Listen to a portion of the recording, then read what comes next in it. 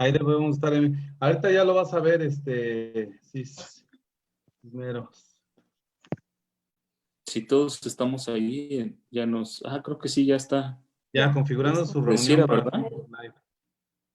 Ah, pues hola, hola a todos, a los que estén conectados. Aguanta, De amigo. Review, ¿cómo están? ¿Qué? Aguántame, dice, redirigiendo la página de Facebook Live. Y Me creo que... dice nuestra productora que sí, que ya estamos en vivo. Ah, perfecto. Perfecto. Disculpa las molestias. No, Ya pues ya al estamos. contrario. Sabes que en medio de esta cuarentena me da mucho gusto que la tecnología me permite saludarlos a todos. Está aquí conmigo Anuar. Saluda, Anuar.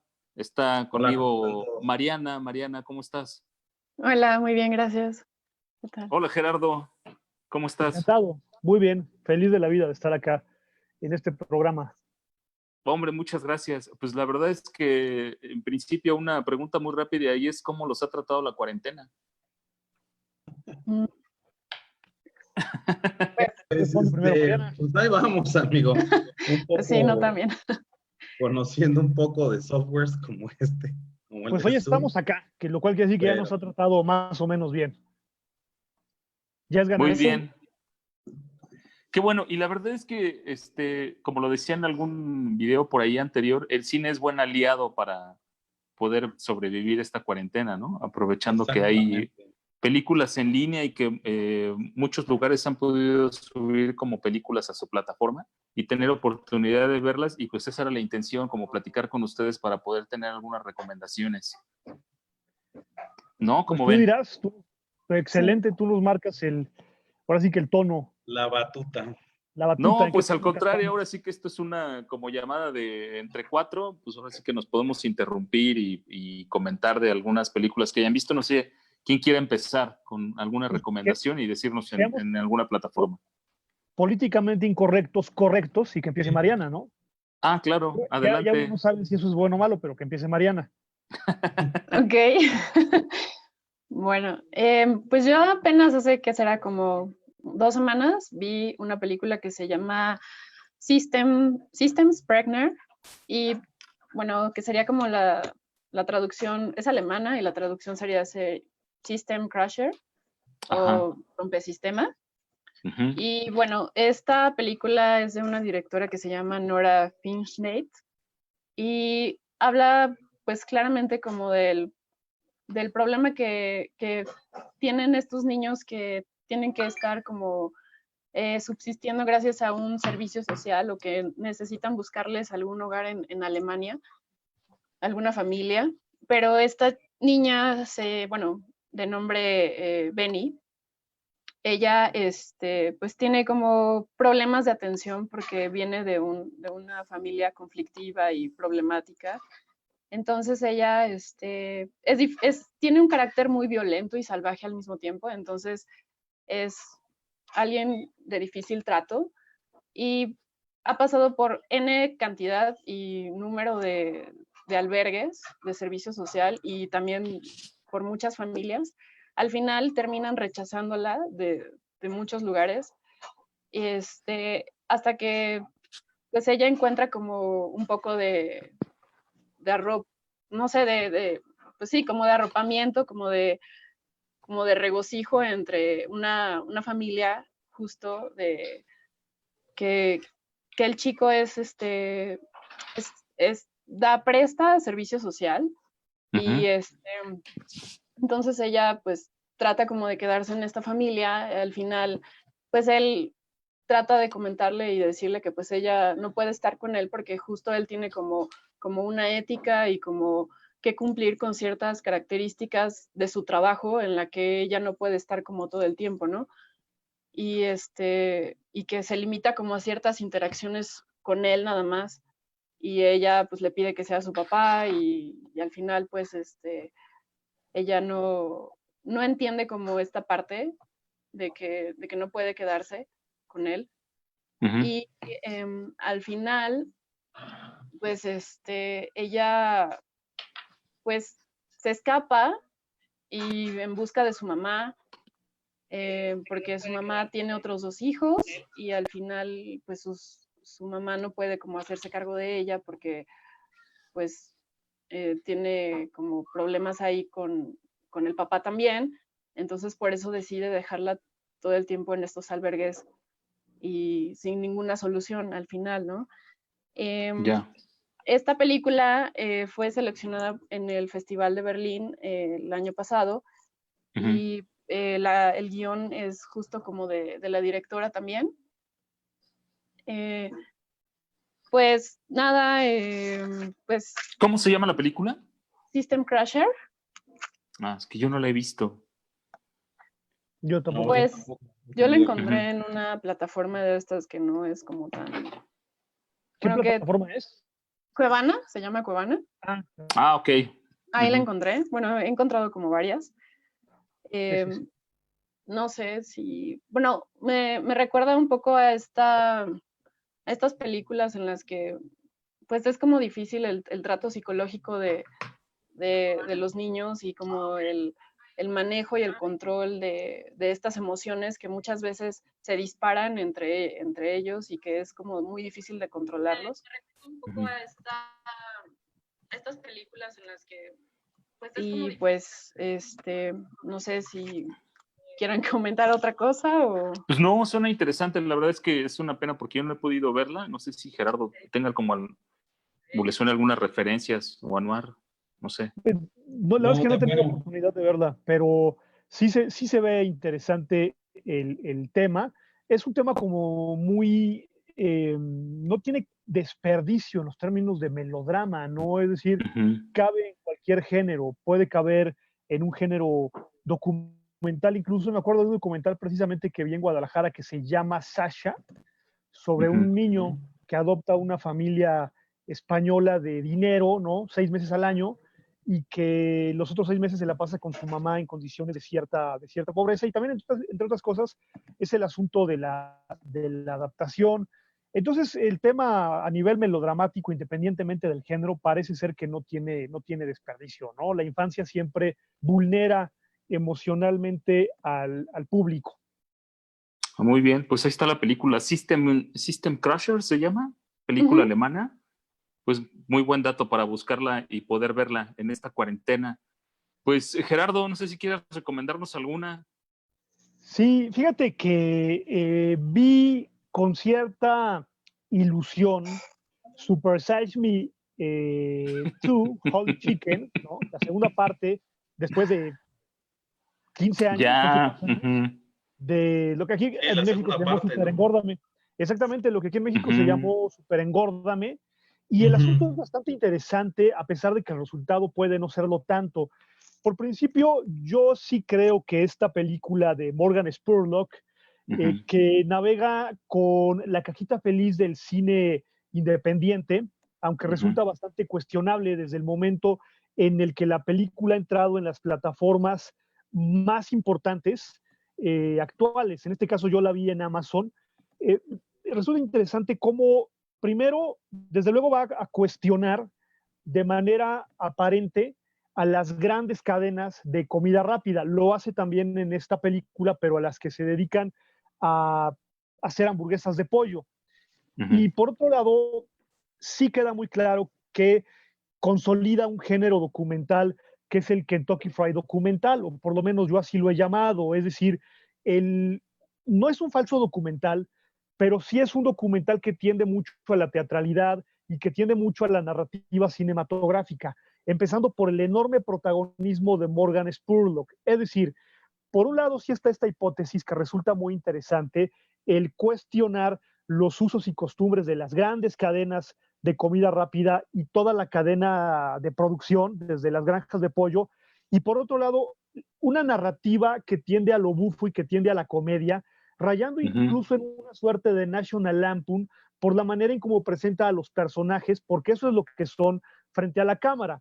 Morgan Spurlock decide abrir un restaurante de hamburguesas de pollo y se Ujú, arma un escándalo mediático por eso, por obvias razones, por la película que hizo en el 2004.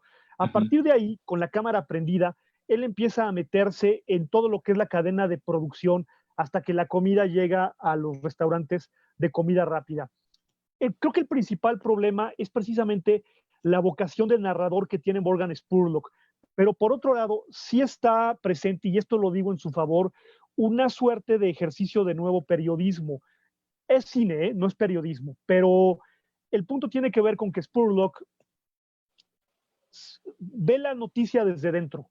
Eso es lo que está pasando. Es decir, él se asume como protagonista o como parte de la noticia en una tradición de periodismo gonzo y de nuevo periodismo. Eso resulta interesante, pero la hipótesis de denunciar a las cadenas de cine, perdón, de cine, ¿no? Me traicionó él. A las cadenas de comida rápida, porque son el eje del mal. Francamente, a mí a estas alturas ya me resulta un tanto hipócrita, sobre todo viniendo de un director que ya resulta cuestionable si está como del lado outsider. ¿En qué punto es Spurlock que está dentro del Star System? ¿En qué punto es un outsider? Es ahí donde yo no alcanzo a definir realmente. Lo que sí tengo que decir en favor de la película, ya que he diluido desde mi punto de vista la honestidad hasta cierto punto de la hipótesis, es que es un gran narrador. O sea, él tiene vocación más de director de comedia que de un documentalista, porque sí hay datos en la película, sí es denunciativa, pero a mí sí me parece que es un poco el juego a la Oliver Stone. Es decir, yo voy a denunciar desde el sistema y al final reivindico al sistema, lo cual a mí me resulta también bastante cuestionable. Pero es sobre todo un buen director de comedia en la que él es una suerte de Groucho Marx que va a poner de manera socarrona en su lugar a todos y cada uno de los personajes que se pongan frente a su cámara.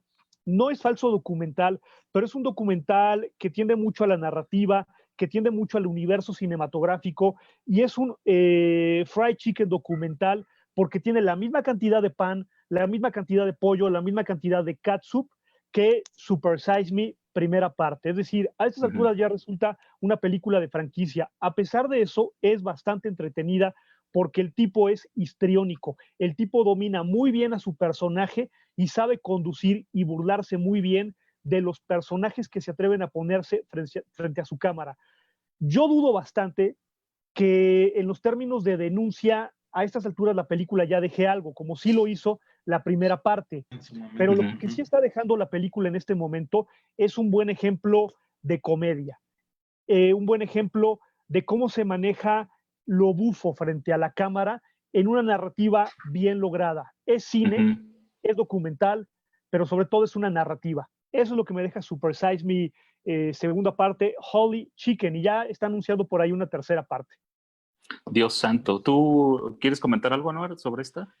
Pues es lo que quería comentar con Gerardo, bueno, que obviamente es una segunda parte que se da muchísimos años después, ¿no? Que como dices tú, cuando se lanzó la primera, fue no tan polémica, porque creo que ya todo el mundo mediáticamente sabíamos cómo estaba esta cuestión de la comida rápida, pero sí fue un documental que llamó la atención, ¿no? Hasta en algunos festivales por ahí, y me llama la atención, yo realmente desconocía ahorita que había una segunda parte, que viene muchos años ya atrás, en donde también ya obviamente han cambiado muchas reglas también en estos sistemas de comida rápida, que digo, no es que sea lo mejor, pero bueno, que han tratado de incluirse como un poco más saludables, ¿no? Ya las cajitas felices incluyen por ahí fruta, cosas así. Ahora Pero no sé qué tanto, tú, por ejemplo, comparando las dos, por lo que comentas, yo siento que esta versión ya está menos crítica o es menos aguda que la primera, ¿no?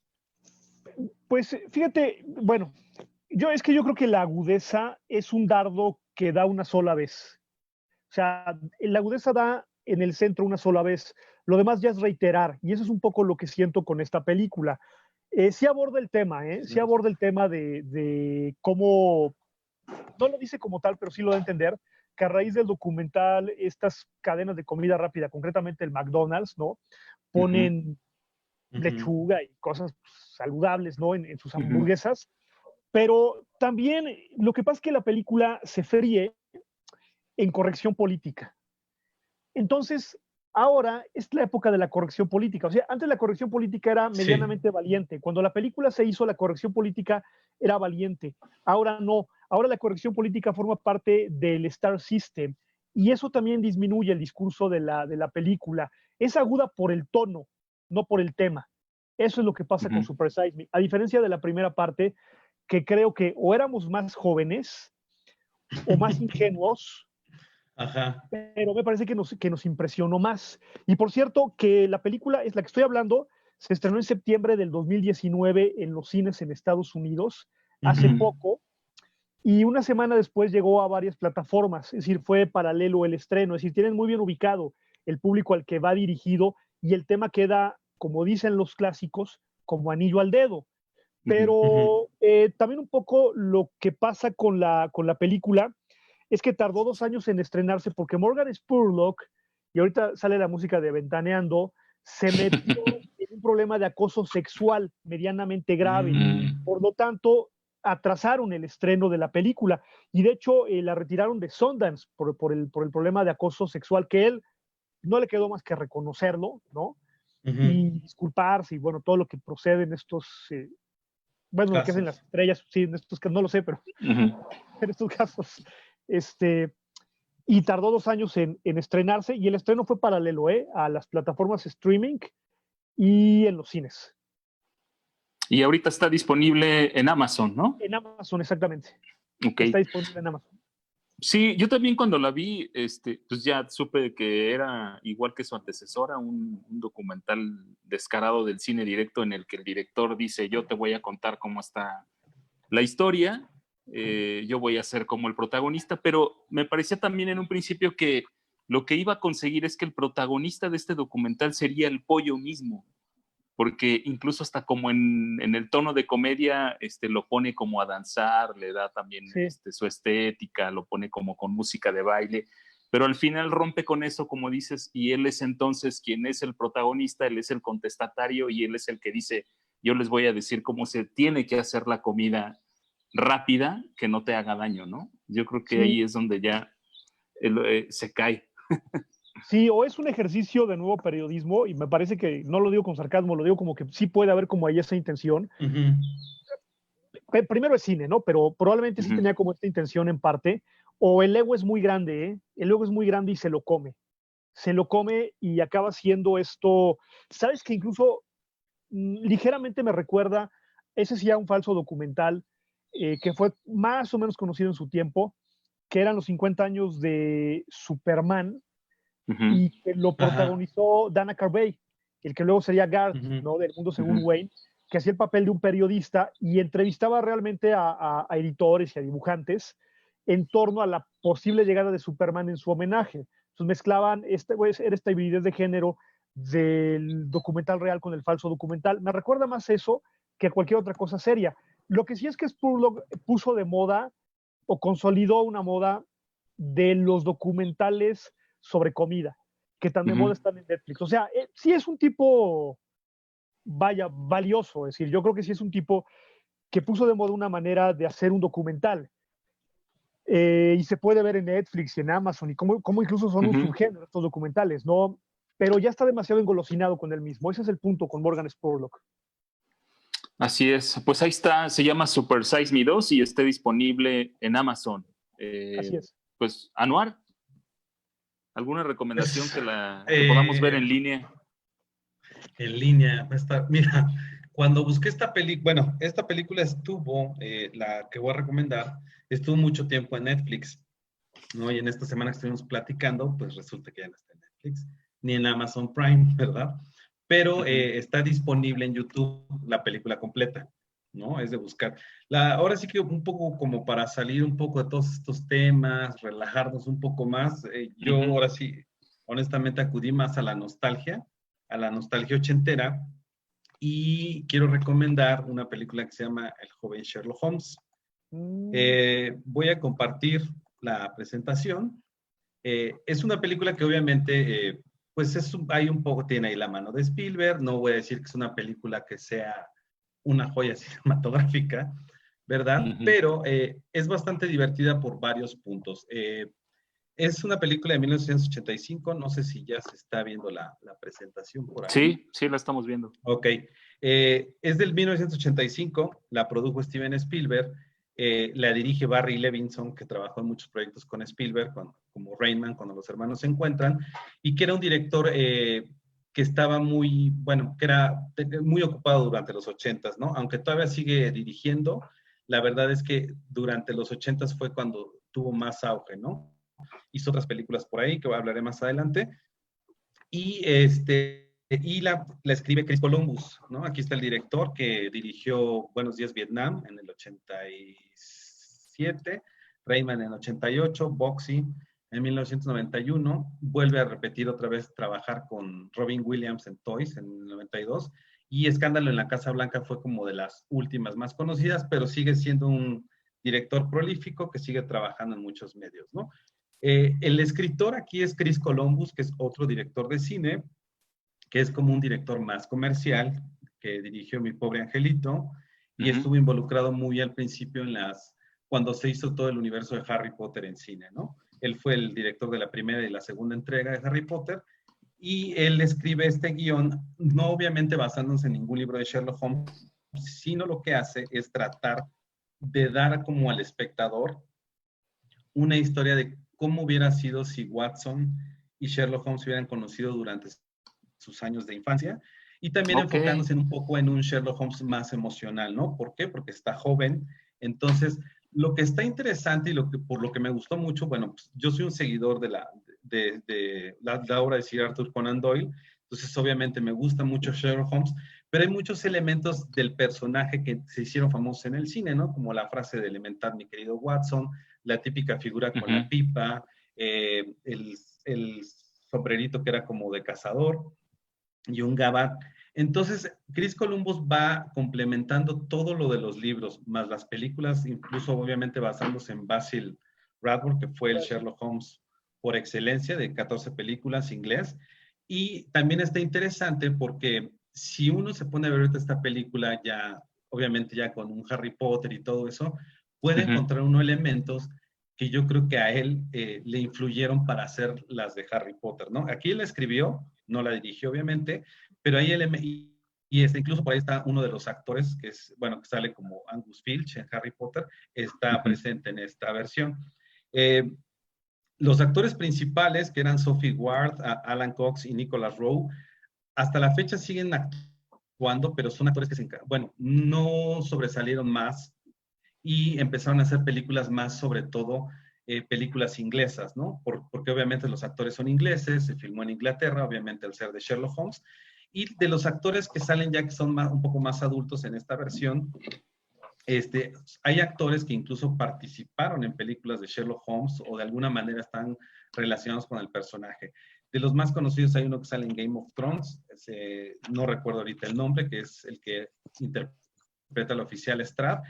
Y bueno, la premisa de esta película es, vemos como Watson, así como en el primer libro, que es Estudio en Escarlata, llega a una escuela por algunos motivos y le toca de compañero de dormitorio Sherlock Holmes. Entonces comienzan a hacer una relación amistosa, y aquí vemos a un Sherlock Holmes que, a diferencia de los libros, bueno, está enamorado de la chica que es aquí Sophie Ward, que es Elizabeth, y va resolviendo un misterio que se va presentando en la escuela.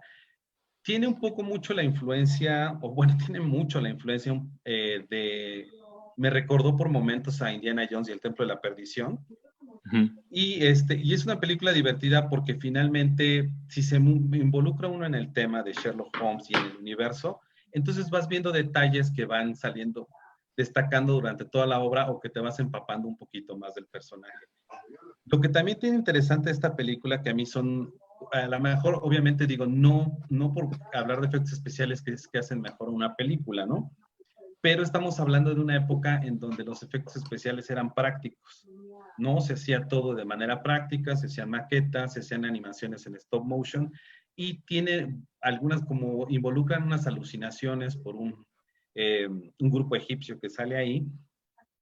Algunos personajes tienen alucinaciones, y en muchas de estas vemos el arte ya casi extinto bueno, no está extinto, pues sigue siendo la animación cuadro por cuadro, sigue vigente, pero ya no se utiliza tanto en las películas, ¿no? Ahora, si ya se quiere hacer alguna escena animada, pues inmediatamente se usa la computadora. No es regla, claro, pero es lo que más se usa en estos días, y obviamente se utilizan efectos prácticos que hasta la fecha se usan, pero ya creo que se ha abusado más en el uso de la computadora. Y hablando también un poco de la computadora, bueno, es la primer película que presenta un personaje generado por computadora, que es un vitral. Voy a tratar de ahorita darle clic al video.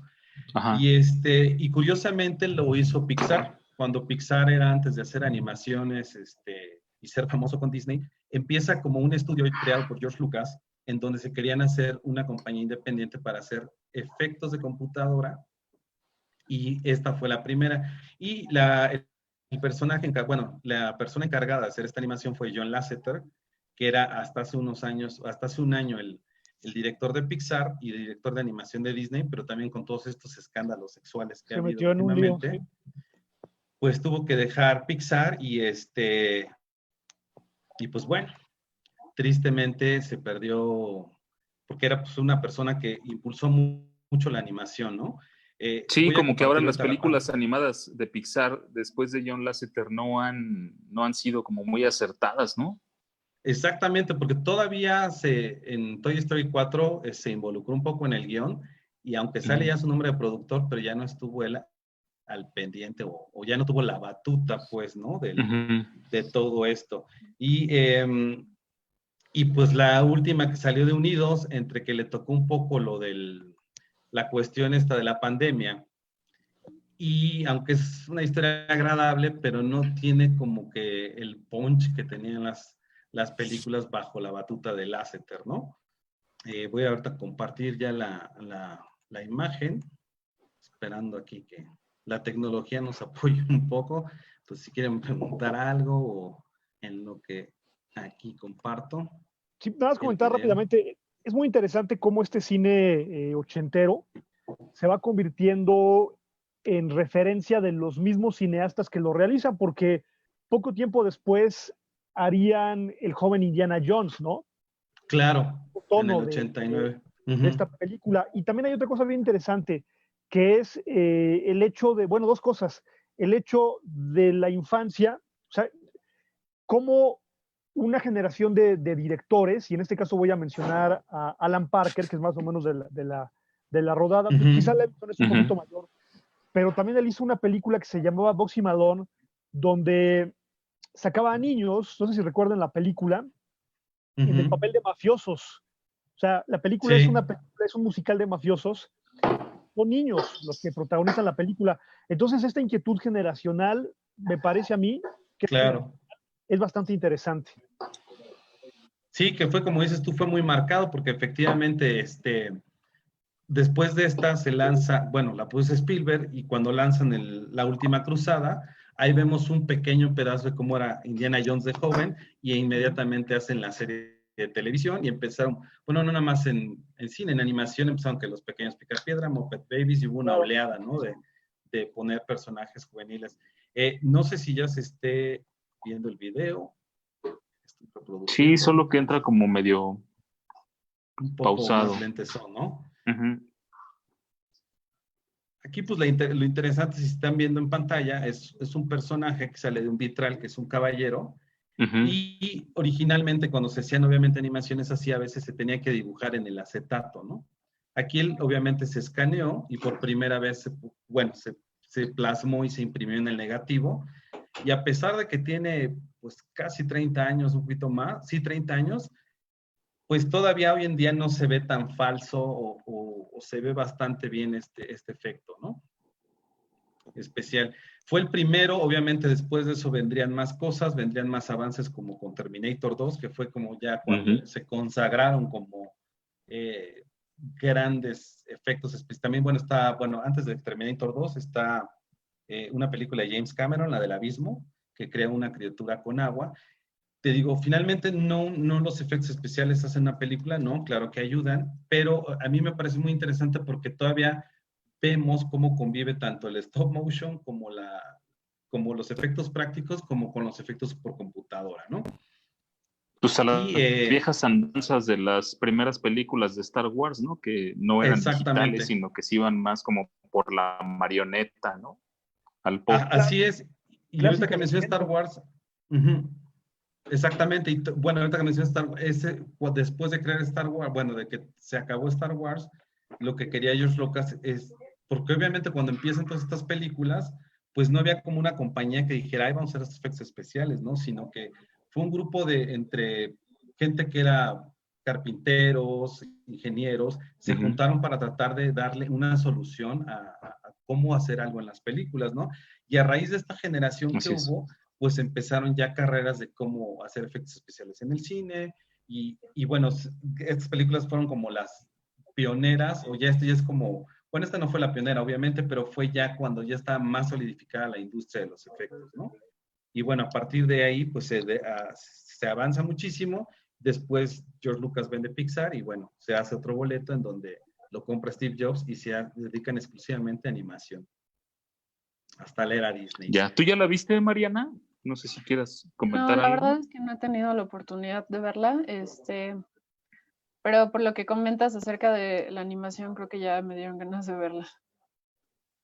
Sí, suena interesante. Y pues aprovechando, un saludo y muchas gracias a toda la gente que está siguiendo la transmisión. Ya está por ahí Ceci Champs, que nos dice que está tomando nota, ya cuarentena organizada, está tomando nota de las películas que estamos recomendando. Un saludo a Mónica Cisneros, que también está ahí conectada, a Daniel Alex, a Erika Mora, a Diana Martínez, a Molly, todos están conectados y nos están viendo. Muchas gracias por seguir la transmisión y pues ya saben, aquí estamos recomendando películas que puedan ver en línea y aprovechar esta cuarentena, ¿no?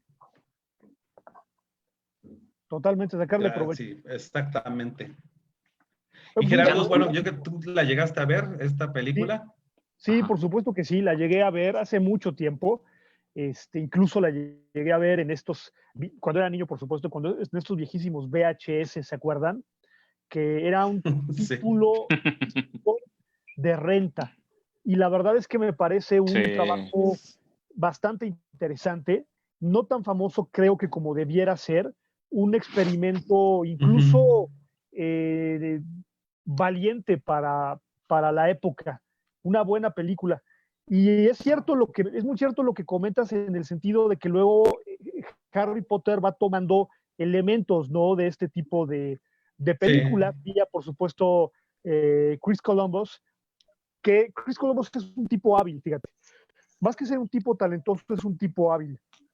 Sabe insertar muy bien buenas ideas en una narrativa cinematográfica efectiva. A diferencia de Barry Levinson, que sí es un cineasta con talento. Pero estos 12 personajes construyen una buena película, y una película que era nueva en su momento, quizá no un blockbuster porque definitivamente no lo fue en su momento, pero sí es este tipo de películas que de manera prematura se fueron convirtiendo en clásicos del entretenimiento casero, porque antes del streaming, los que nos estén viendo, había videoclubes donde tú llegabas y sacabas las películas y luego si te tardabas en entregarlas, te cobraban dinero. Yo una vez rompí una cinta de una película, una de Tom Hanks. Por eso me quedó la cara de susto. Y la verdad, muchos extrañamos esas tiendas, ¿no? Tenían su encanto, llegar y el olor a palomita, cómo no. Y que no encontrabas la película que tú querías y acababas sacando una de la India María. Era muy bonito, ¿no? Así es, dice Ceci Champs que VHS ya nos echamos de cabeza con la edad, Gerardo. No, pues sí, ya. Sí. Hace muchos años. Yo era un niño, pues. No sé de qué me hablas. Todavía es vigente mi credencial del Blockbuster. Todavía dice válido hasta el 2022. Qué triste. Bueno, pues yo la película que quiero recomendar... da más rápido, perdón. Esta película, si la buscan, porque se puede encontrar como El joven Sherlock Holmes, cuando salió en cines, se titulaba El secreto de la pirámide, que así fue conocida en otros países.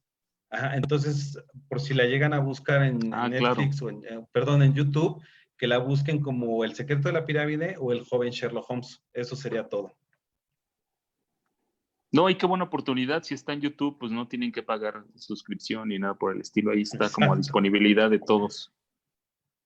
Así es. ¿No? Yo la película que puedo recomendar, que está en línea y está en Amazon, aunque ya sé que Amazon requiere suscripción, pero también da la oportunidad de que puedes tener un mes gratis y aprovechar para verla ahí. Es una película que se llama No te preocupes, no irá lejos. Es una película de Gus Van Sant y es una película biográfica que habla de un caricaturista norteamericano que se llama John Callahan y que a la edad de 21 años tuvo un accidente automovilístico por el que quedó paralítico. Y a partir de ese momento, como no quería ser una persona que la gente se compadeciera de él, se volvió caricaturista.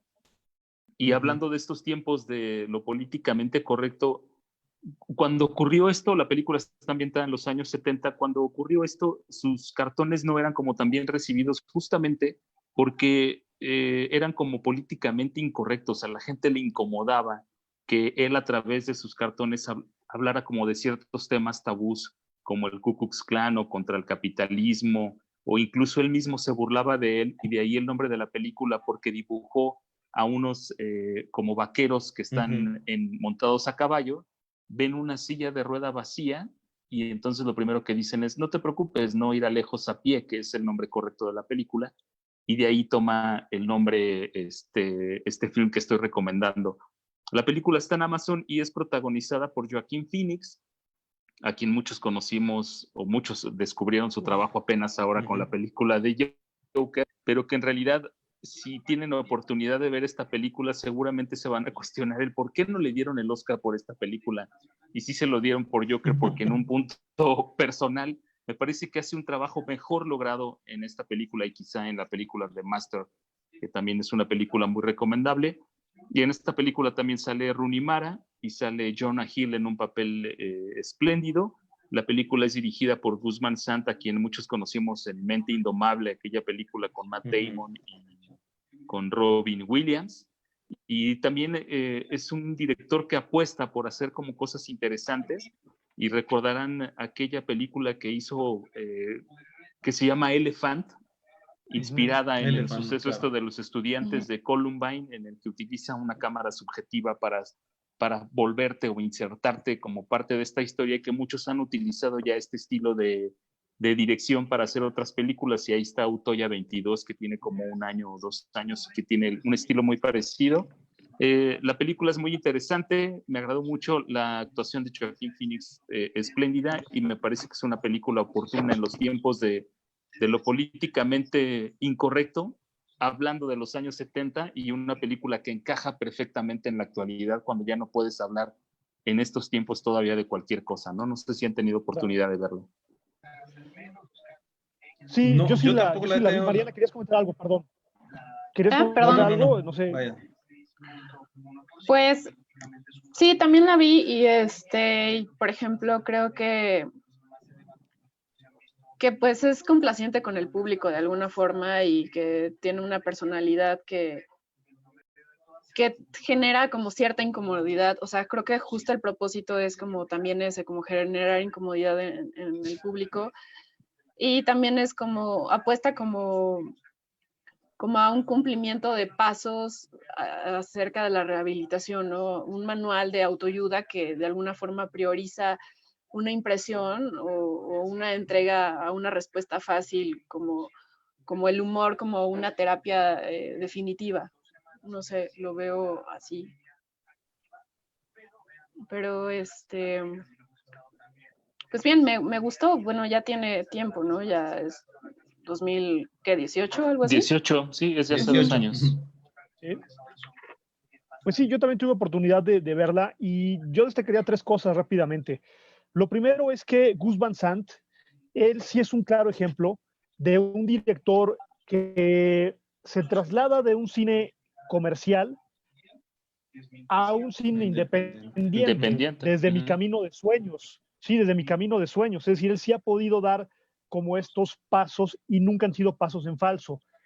Por otro lado, a mí sí me parece que puede definir en parte al cine de Gus Van Sant Los Outsiders, porque sobre todo esta película es la trayectoria de un marginal que no pretende reivindicarse, es decir, no pretende caer bien en lo que es una narrativa cinematográfica convencional. Sí busca la redención, pero la redención en sus propios términos. Eso para mí le da un gran valor a la película. Es decir, es un personaje que va a encontrar una especie de reivindicación, pero exclusivamente sin traicionar su esencia, cargada de un humor muy cáustico y muy agudo, con una muy buena actuación de Joaquin Phoenix y con un personaje que puede parecer repelente en algunos aspectos, porque ni remotamente es un héroe, ¿eh? O sea, no es la narrativa hollywoodense del personaje con alguna discapacidad que va a conmover Que al triunfa, público. ¿no? Claro. No, aquí es un tipo que hay razones para poder despreciarlo.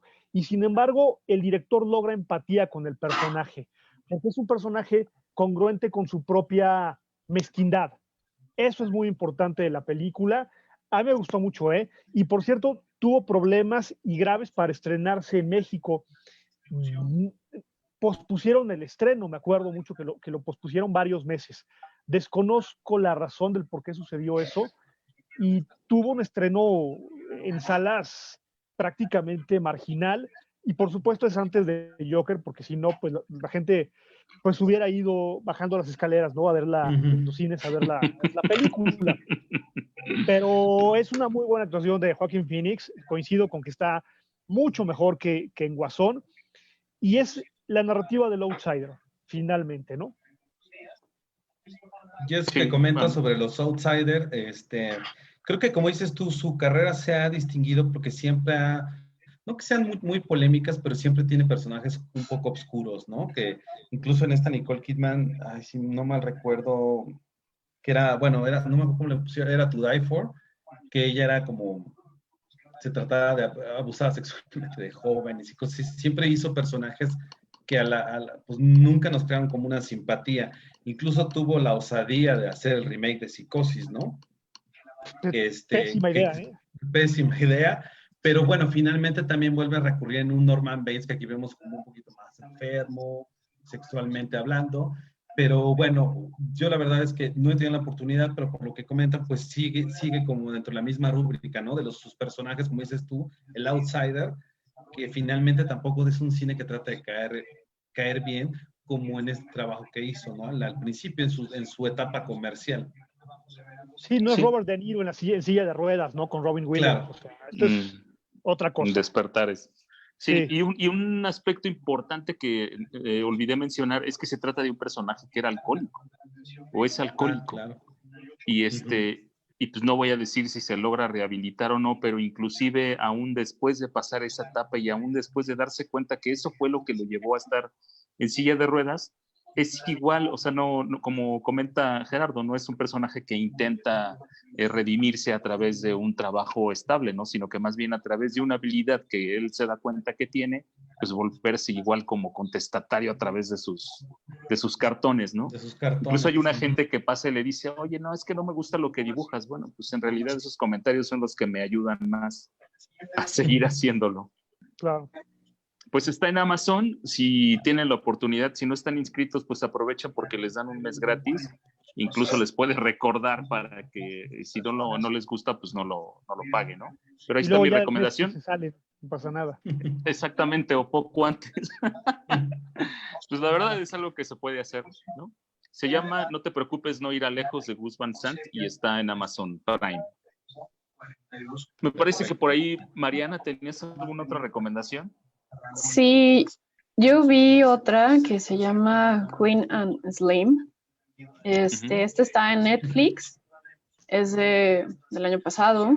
Ajá. Y es de la directora que se llama Melina Matsoukas. Es una película que, bueno, hace como muy clara referencia hacia esta otra historia de Bonnie y Clyde.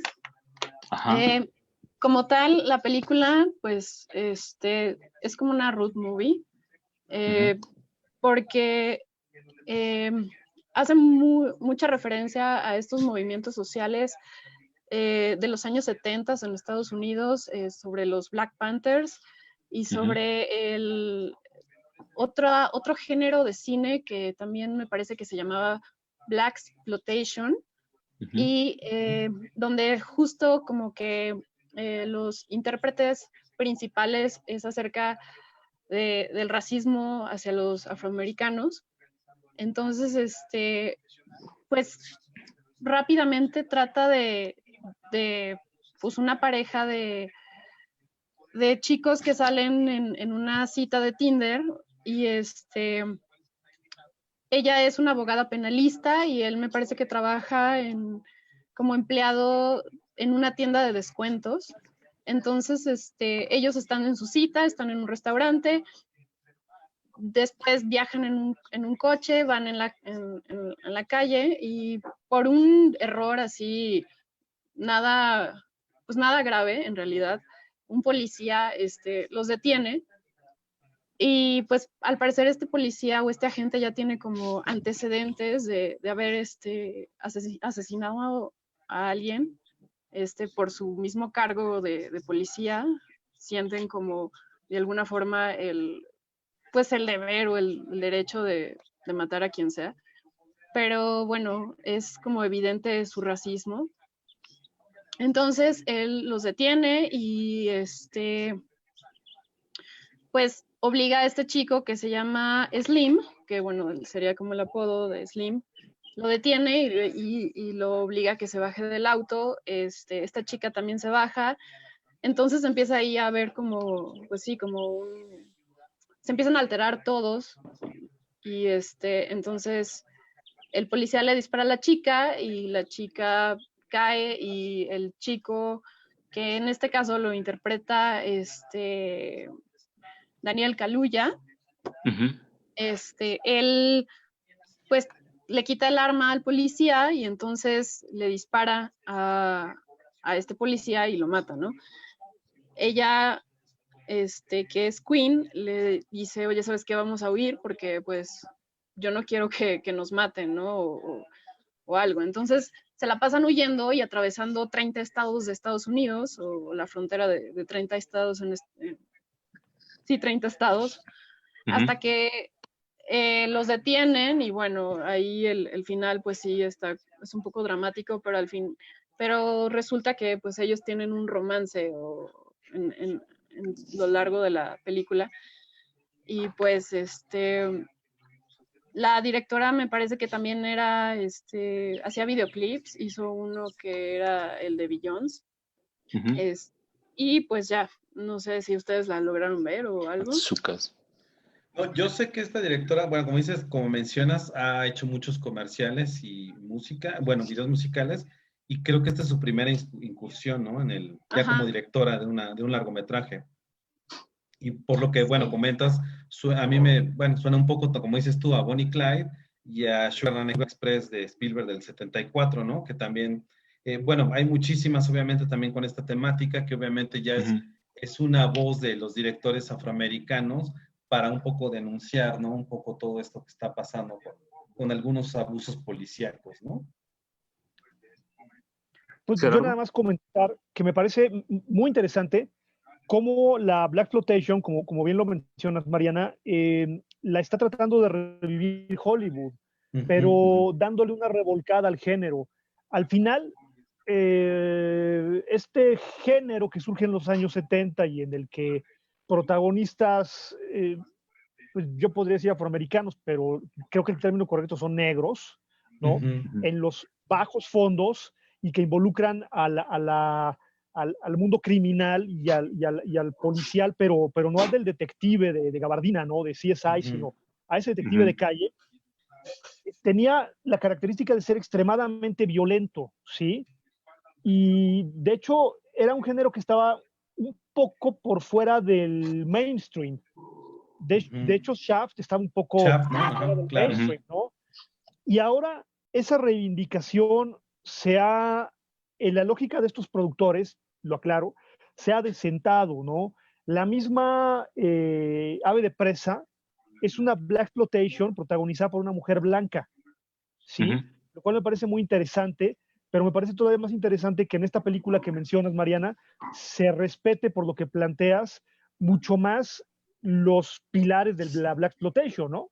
Y que está tratando de revivir esos géneros, esos subgéneros casi marginales, ¿no? Sería lo que comentaría, lo que destacaría, digamos. A mí por la etapa en la que está ambientada y un poquito la historia me recordaría un poco, digo, tampoco lo he visto, no sé si estoy errando, un poco a lo que hizo Spike Lee con El Infiltrado del Clan. que podría ser, ¿no? Es un poco como también el darle un tinte de cine independiente a esta película, que fue lo que consiguió, me parece, Spike Lee, y que a lo mejor no es apelar a la violencia, sino un tanto a la comedia y al humor negro, para también tocar el tema de la pelea por los derechos civiles y políticos de la gente pues, afroamericana o negra, ¿no? En este sentido. Me remite a esta, no la he visto, pues sí me encantaría verla, aprovechando que está en Netflix, creo que quien no tiene Netflix, ¿no? Pues ya hay varias recomendaciones, no sé si alguna más, Gerardo. Uno más, pues venga. Camino a Roma, este documental sobre la filmación de Roma, la famosísima ya película de Alfonso Cuarón, dirigida por Andrés Clarion y Gabriel Nuncio. Yo nada más comentaría dos cosas que me parecen muy interesantes de Camino a Roma. Va más allá de ser el cómo se filmó, porque deja muy en claro muchas de las influencias de Cuarón. Ahí, por ejemplo, no lo dice tal cual, pero sí es evidente su influencia con el cine de Tarkovsky, es decir, los elementos, el agua, la tierra, el fuego, y además el mismo Tarkovsky le hicieron un documental que ya apareció cuando él había muerto, si no me equivoco, muere en el 86, sobre su última película, que es Sacrificio. Y entonces, el punto es que es tan clara la influencia de Tarkovsky. Bueno, o sea, cuando digo que es clara la influencia, me refiero a que es una de las influencias, la cual yo estoy destacando, pero quizá no la más importante, ¿no? Que hay un documental sobre la filmación de Roma, ¿sí? Y deja muy en claro su obsesión por los elementos. Entonces el trabajo sí es interesante porque reafirma lo que uno vio en la película. Que hay un regodeo de Cuarón, sí lo hay, sí lo hay. Que se cuela por ahí, o no sé si se cuele, la manera en cómo dirige Alfonso Cuarón, amable pero distante, sobre todo con sus actores niños. ¿No? Hay una escena muy interesante donde un chavito, uno de los actores, de hecho el que interpreta a Carlos Cuarón, ¿no? El que supuestamente es Carlos Cuarón, o creo yo que es Carlos Cuarón, le hace un cuestionamiento y Cuarón como que le dice, pues sí, esto es así, así, es amable, es correcto, es educado, pero tampoco se desvive. Y ese tipo de detalles son los que también valen la pena en este documental. O sea, es importante lo que dice Cuarón, es importante lo que vemos en la edición, pero hay pequeñas luces que nos revelan a este hombre detrás de cámaras en todos sus matices. Entonces vale mucho la pena de ver Camino a Roma porque es mucho más allá que un detrás de cámaras, ¿eh? Sobre todo si uno pone atención en lo que está pasando en torno a la filmación de esa película. Que no la había Sergio Goyri, pero todo lo demás sí vamos a verla. No sé si alguien más quiera comentar sobre Camino a Roma. Pues está disponible en Netflix, ¿no? Como así es. Ajá. Es exclusiva de Netflix. Y bueno, supongo que, bueno, a mí cuando yo la vi también estaba yo lejos del país y pues obviamente al verla recordé muchas cosas de la infancia. Recuerdo uno de los ruidos de la ciudad, que para mí la Ciudad de México se me hace un personaje muy importante en esta película y espero que también hay un poco en este documental se despejen mis dudas, ¿no? Que tenía, ¿por qué habrá puesto este elemento, etcétera, etcétera, ¿no? Pero por lo que mencionas, pues está completo, muy completo y puede ahondar en todas estas cuestiones que se le quedaron, bueno, en mi caso, que se me quedaron muy grabadas, ¿no? De la película. Sí, ¿ya la viste, Mariana? No, no la he visto. ¿Camino a Roma? Camino a Roma, no. Sí, yo ya lo vi. No sé si propiamente llamarle documental o en realidad una entrevista a Alfonso Cuarón de cómo realizó la película, porque en realidad él es Roma y lo deja claro en esa película, ¿no? Tienes razón. Sí, no sé si tanto así como, porque ni siquiera es un making of o un behind the scenes o algo así. Sí hay por ahí algunos elementos y que a mí, por ejemplo, me llamó muchísimo la atención cómo filmó la escena en la que, digo, ya no, esto no es un spoiler, yo creo que todos la debimos haber visto, cómo hizo la escena en el hospital con Yalitza, ¿no? y por qué logró ser como tan conmovedora esa escena. Creo que es como lo que más destacaría de este Camino a Roma. En lo personal me hubiera encantado escuchar aquí a Eugenio Caballero, porque hizo una labor increíble en la película. Pero es muy interesante, sin duda. O sea, si logramos entender la importancia de Roma como obra cinematográfica, yo creo que ver Camino a Roma sin duda es muy enriquecedor, por supuesto. Un complemento, ¿no? Así es. Pues ahí están ya varias recomendaciones para poder ver en plataformas. Camino a Roma está en Netflix, es por supuesto exclusiva de Netflix. Sin duda hay que verla.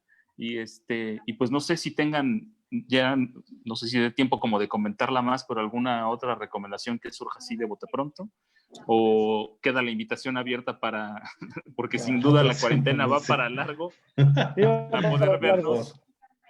para poder vernos y recomendar otra serie de películas. No sé si la próxima semana podamos hacer algo, ¿cómo ven?